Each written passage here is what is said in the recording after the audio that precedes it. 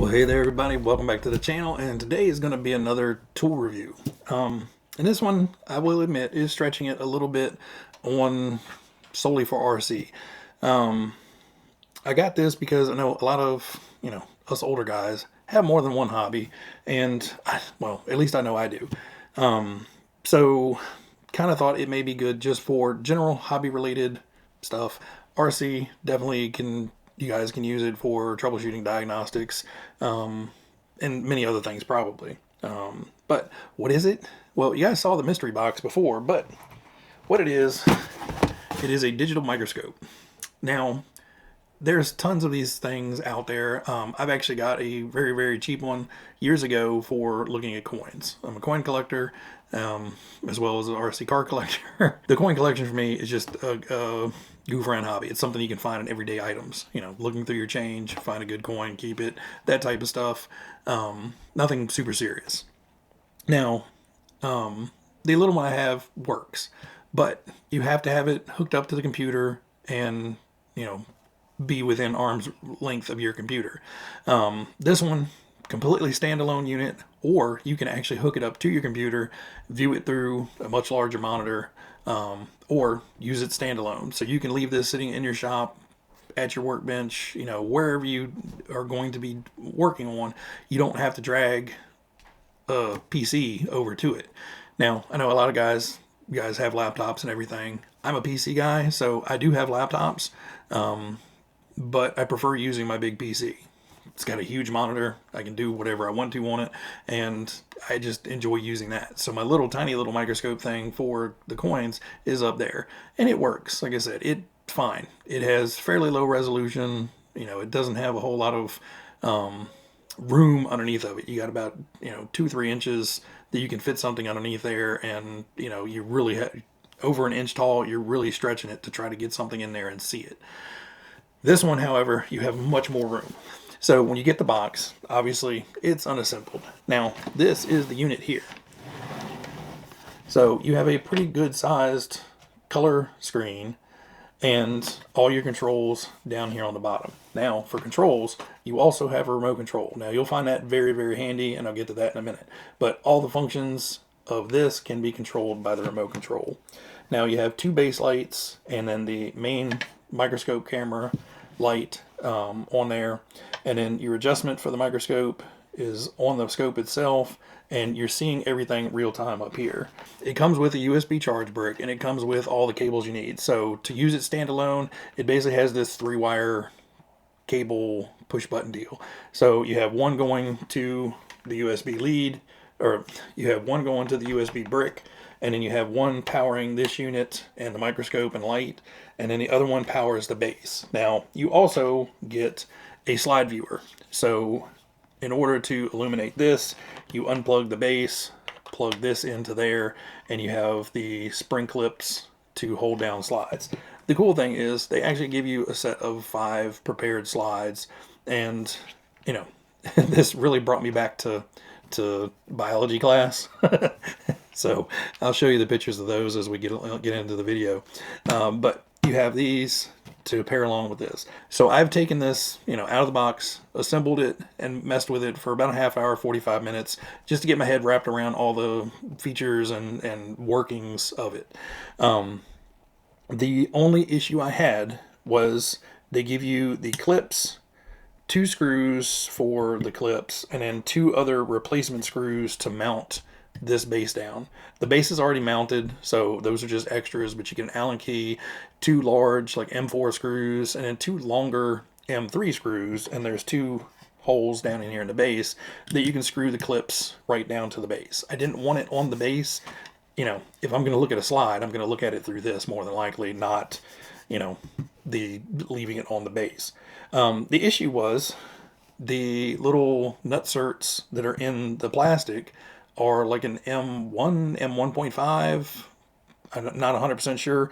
But thankfully, being an RC nut, I had a ton of extra Tamiya hardware left over, and I believe it's the 1.5 mil, and I think they're probably about 15 mil long. You could probably get away with 10 mil screws and some extra small washers from the Tamiya kits. and I was able to get it screwed down in here. Unfortunately, with the screws they include, there is no way to attach these spring clips to the slide holder. Now, it's not a deal breaker because really you just put the slide on there and then you're moving this around. It's not like the slide's going anywhere. It's kind of almost captured in the trough here. But having the spring clips on there does make it a little bit better. And, you know, if you do move it, this thing, the slides don't fly off and, you know, break into a million pieces. But on the controller here, there's a power button, turns the entire system on. So the microscope light is always going to be on, and it's always kind of set to the same brightness. Now this, you can adjust the brightness of this little light up and down to be able to see through the slides better. Basically what I did is I think this was turned down to basically the lowest setting, and it worked very well. Now you'll notice these lights are not lit up. So if we turn it back off, you can probably do this powered on, but just for the sake of not ruining anything, we're going to power it off and power it back on. Now you can see these little lights are lit up, and they are quite bright. And for looking at static objects underneath of it, they work very well because you can, you know, spread them out and get kind of a more ambient light, or you can really pinpoint them down on there and get a lot of light on there, so there's no questions to what you're seeing. On the back, you have a dial knob that pulls it up and down, and it basically is controlling a little guide inside of this machined aluminum post, and it allows you to turn it, and it kind of self-regulates. Now it does have a locking mechanism, so you can lock it in place. So if you're going to be looking at slides with your kids, grandkids, whatever, or yourself, over and over and over again, so you got to have a fixed focal length, you can lock this in place and just kind of keep swapping this back and forth. But for bigger items, you're probably going to move it up and down a lot, and I found if you just kind of take the weight off of it, it slides up and down all by itself pretty easy. Now again, if you're going to be using it a lot and possibly moving this around, you may want to just snug that up just so it doesn't fall. But in my experience, you know, of playing with it for the last 45 minutes, basically you just move it to where you want and it stays locked in. Now obviously when things wear, you may have to snug it down a little bit more. Quickly to talk about some of the features. You have a screen capture setting in this already, so it will take a picture of whatever you're seeing at whatever focus you're seeing it at. It also does video recording, and all that can be done directly on board. There's a 64 gig SD card included with the microscope, and you can take all your images, take all your video directly onto that SD card. So they do give you an HDMI cable, so if you want to hook this to your a TV set or a monitor or whatever directly, you can do that and have a much bigger monitor than this. They also give you a cleaning cloth. Probably wouldn't use it on the lens, but since it's basically a camera lens, it should be okay. But you can definitely clean the screen with it, clean up any messes with it. You know, it's just a lens cleaning cloth. They also give you a USB SD card reader. So you can pop the SD card out there, put it into this, and plug it directly into your laptop. I've got card reader on my laptop, so I won't be using this. And you also get a really nice USB-C with a 90-degree angle on it to regular USB to plug into the back. You can power this and transfer directly to, say, your laptop with this. So you would unplug the main power out of this, plug this in. This is now going to power your laptop, would then power the whole unit and be able to send the data back and forth, so you can, you know, do a screen grab or you know, record right on your laptop. For this video, I'm going to use the onboard recording, and we're going to see how well that works. Now obviously the audio is going to be coming from my main camera, but I'm going to spin this guy around and we're just going to do a screen capture live. And for this, we're just going to, so for this, I'm going to use a couple different things, and we're probably going to have some shakiness about as I move it around, but I'm going to cut that out. We'll come back to the hello neighbor view from this. So let's say first up, we're going to do a coin. All right. So like I said before, all of your controls can be done on this. So we're going to go to mode. We're on camera, now we're on video playback, Now we're on photo playback. Now we're on video. All right, so now we're recording. So as you can see, we've got a 1944 American cent on here. Let me try to get the focus just about right. All right, that's about perfect. Now, if you're a coin collector, you're going to be looking at this and you're going to say, okay, this probably hasn't been cleaned. You know, there's some dirt and stuff in there. There's some dirt in his eyeball. And, you know, there's no visible cleaning marks.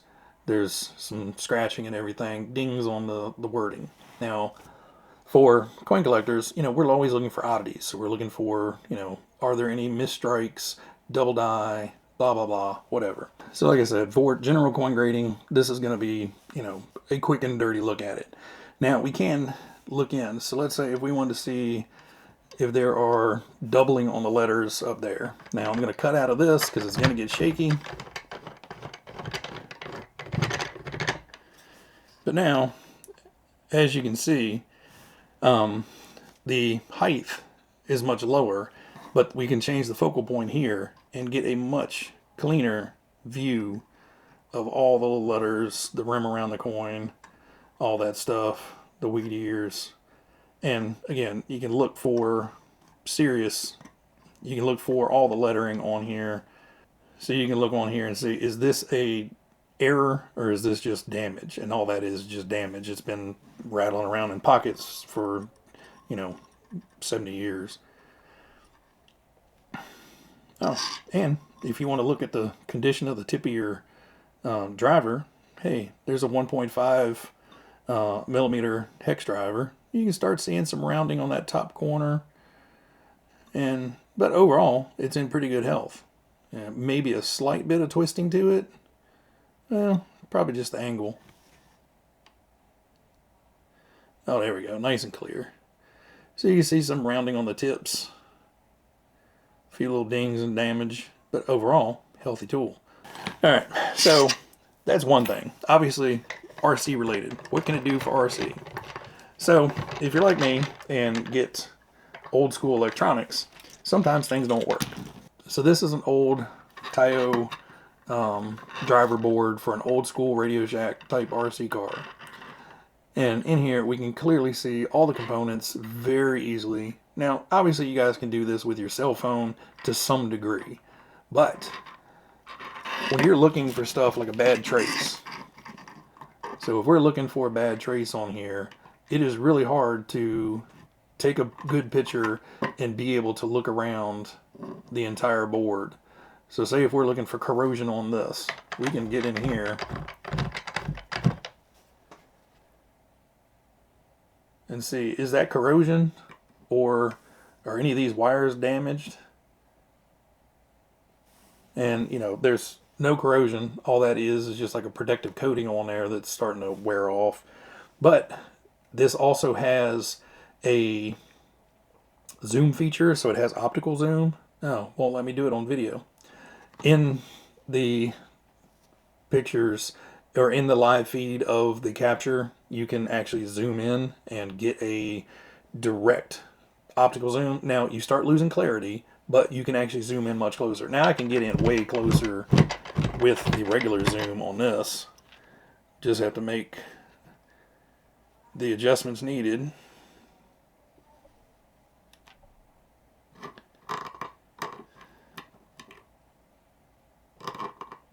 So now we can look in on each individual wire.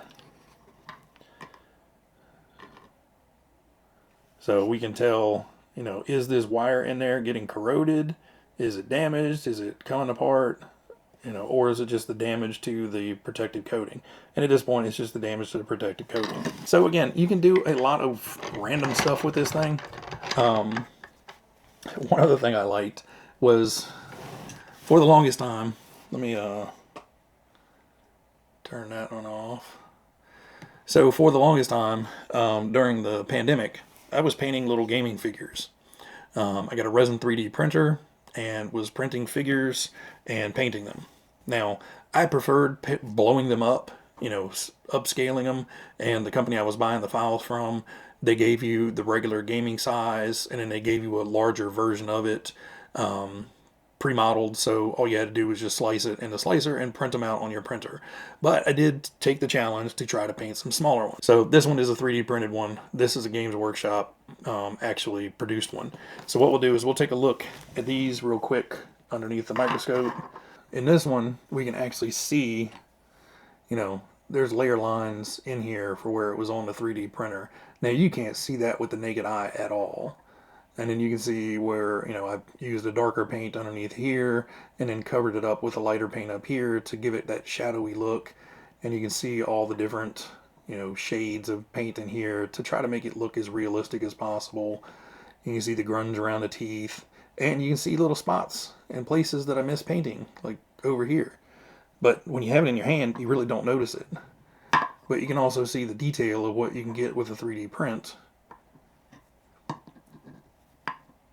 And these are little holes where the excess resin drains out. Now, this guy,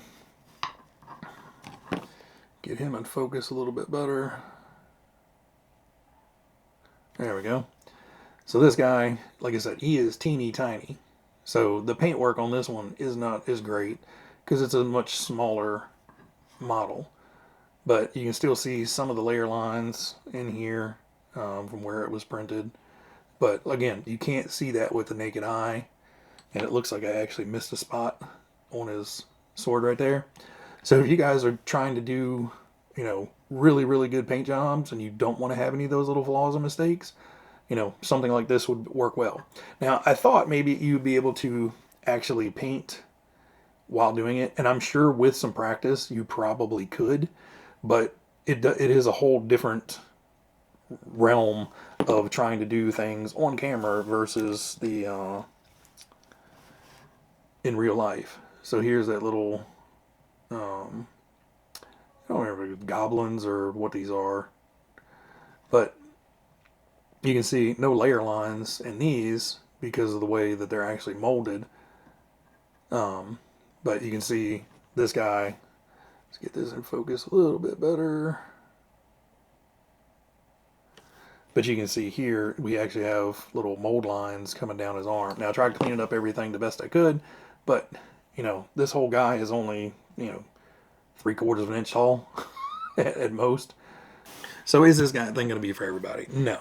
But I think for you guys that are rebuilding old brushed motors, to be able to examine the armature, to see everything up close, you know, inspecting bearings up close, you know, looking at circuit boards, troubleshooting other stuff, you know, all that could be helpful. Building models, teeny tiny little bits and pieces, trying to get them on correctly, removing mold lines. You know, you can do a little bit of work and then put it under the microscope and see what it looks like. You know, you don't have to take pictures with it. You don't have to take video with it. But, you know, having that extra set of hands right here on your bench with a very nice size monitor that's easy to see. And the monitor is crystal clear. So, you know, to be able to, you know, work on something tiny and just stick it up underneath the monitor and see what it looks like can be very helpful. For me, I'm probably going to use it primarily for the coins and to be able to take pictures of really, really teeny tiny things. I think for us guys with little grandkids, trying to get them interested into science and stuff like that, I am sure you can go online and get loads of pre-made slides done up. You guys can make your own slides. You guys can go out there and find bugs in the yard, sticks, twigs, rocks, whatever. You know, get this thing doesn't not need slides, but it is a great way to get kids interested into science and nature. You know, go out there and find some little bug carcasses, little beetles and stuff like that. Stick them up underneath the microscope. You know, be able to see their little legs, their little teeth, their little eyes, all that stuff. You know, not every kid's going to be into that, but I'm sure a 6-year-old little boy that is bouncing all over the walls is going to sit quietly next to you while you're looking at little bug parts. So might be worth the mental break if you're being grandpa daycare. Anyway, guys, that's going to be it for right now. If you guys want to know anything more about it, hit me up in the comments. Hopefully all the pictures, all the video came out well. Again, I won't know until I take it upstairs and get to editing, but I don't think there's going to be any problems with it. Oh, and there was some other things in there. So, like looking at coins, there is a grayscale So if you want to take pictures of stuff, or if you want to look at stuff in grayscale, and there's also an inverse. So it's kind of like taking a photo negative. So it's going to flip all the colors. So white's going to be black, black's going to be white.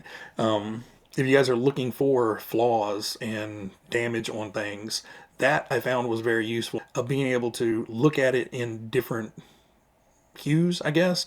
You're not looking at it as the full color. You're taking all the color out of it, so your eyes aren't focusing on the color gradients. You're just focused on the defects and flaws.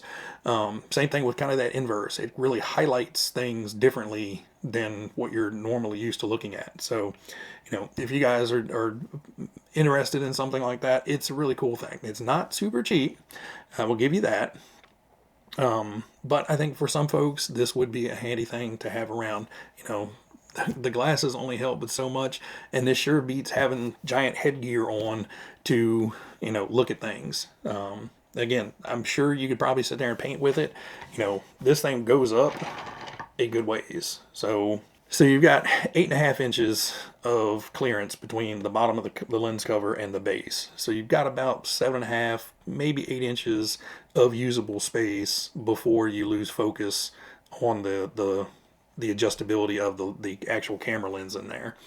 But with the camera lens, with the digital zoom, guys should be able to get in and up close to anything you want to look at. You could examine the stitches of a baseball underneath this thing.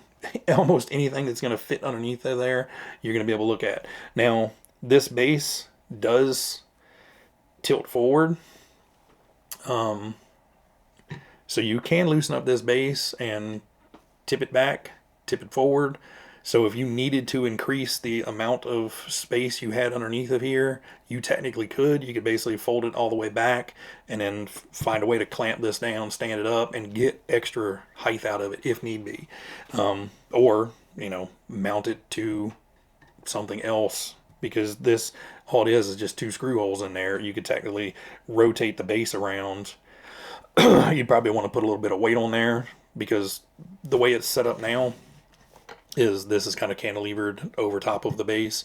So if you flip the base around, your lights and everything could still flip around and work on it, but you would probably want to put, some weight back here, or secure it to the bench or whatever to keep it from falling over, because now all your weight is going to be pointing over here and it's going to be tip heavy. Right now it's pretty solid, and that's all the way up. The further down you have it, the better. So yeah, it's a really interesting thing. I couldn't pass up the opportunity of trying it out and showing you guys how it works. Again, this is not going to be for everybody, and I know that. And like I said, I'm going to really, really try to keep the tour reviews RC related. But this one was kind of too cool to pass up, for doing RC related stuff, looking at old things, seeing, is this connected? Is this whatever? Trying to investigate, looking for burnt components without having a magnifying glass, stuff like that. Personally, for me, the coin collection is going to get a lot of use out of this. It does have a metal base, so you'd probably want to put a little mat down on it or something just to keep you from sliding the coins back and forth on it. If you have serious coins, me, not too terribly worried about it. Most of mine came out of my pocket anyway, so sliding on that base is not going to hurt it any more than it already has been. Anyway, guys, I hope you enjoyed it. Like I said, it's something different, but I will leave a link down in the description to where you can pick this up on Amazon. There's a whole lot more information on the actual specs of it. I think I covered pretty much everything on here, but, there's a lot of little nuances to it that you guys would have to either experience. You're going to have to experience firsthand. But having this remote is really, really nice. Having the little capture button on here to take stills, and then once you have it in the video mode, you just press the OK button and it starts and stops the recordings. That is really, really nice, because you can have everything set and you don't have to be pushing buttons up here and shaking everything around. You press the button on here, nothing moves, you get a nice crisp image out of it. I think that's it for today, guys. Everybody out there, be happy, be healthy, be safe, and check you guys later.